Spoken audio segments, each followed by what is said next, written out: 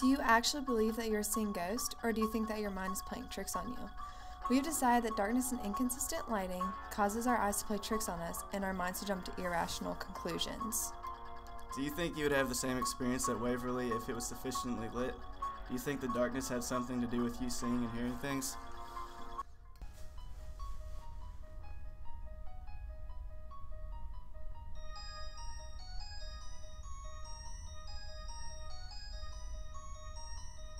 I definitely felt like bad lighting caused me, as well as many others, to see things out of our peripheral vision at Waverly. I do believe if it was more sufficiently lit, that we wouldn't have seen these things. Well, I know with me, with the dark, it makes a difference because whenever you're going in, it's human nature to wonder what is there and to be curious. And when it's in the dark, you can't see. Like in the daylight, if you're walking through that place, you would be able to pretty much see everywhere and everything. But in the dark, you can't. So your mind tends to put things there, and I feel like that's what happens a lot. Studies show that because the mind is a powerful organ, it has the power to create vivid images and incite your emotions. Your mind is extremely adaptable. If you want to change a certain idea or thought in your brain, it will change. Have you ever seen someone close their eyes to remember or recall something? Well, they do that because it can help them see certain images and bring back some emotion. The dark is the same thing as when you close your eyes. It is like forcing creativity and imagination out of you. Most of the time, the first emotion that pops up is fear, because people are always afraid of the unknown and humans need explanation. Fear is brought up because people can't control, explain, and see their surroundings, which brings up the example of when you're in a room with a murderer. Think about it. Most people would rather be in the light with a murderer in the room rather than the dark. Why is that? Wouldn't you think that most humans would prefer the dark because then the murderer can't see you?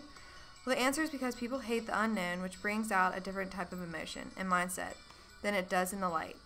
The reason why people hate the unknown is because it can range from something absolutely amazing to something horrifically bad.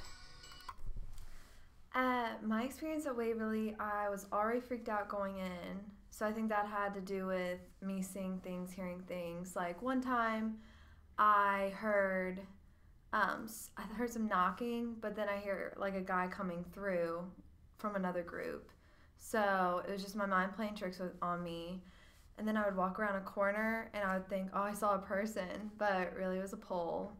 So I think the whole time I was freaking out. I was jumping at things when really it wasn't even anything. So I do think the lighting and all that had to do with me being freaked out.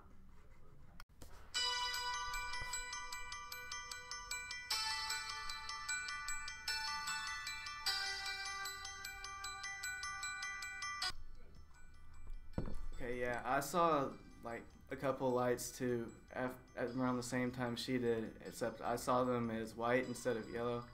And I thought it was creepy at the time, but then when I got my wits about me and I actually looked it up online, it says right here, optometrist Kenton Williams says that it is actually the result of light-sensitive rods and cones in your retina becoming momentarily overwhelmed by immediate influx of light. So taking pictures at Waverly and having the flash on can actually increase your chance of seeing shit.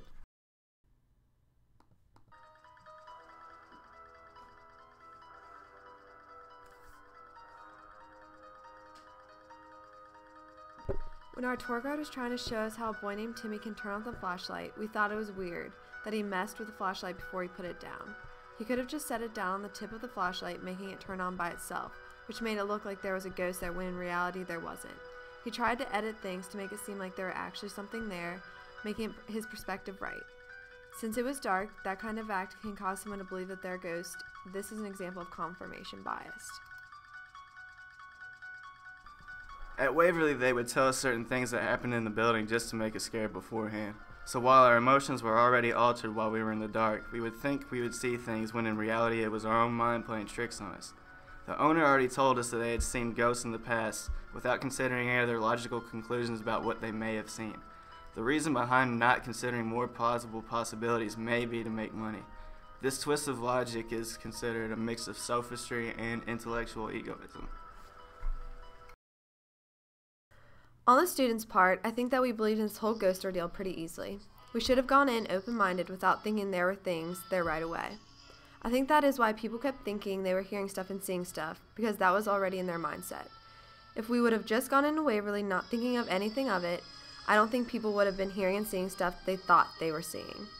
Going into Waverly, believing it must be haunted without questioning is credulous, and shows a lack of intellectual autonomy.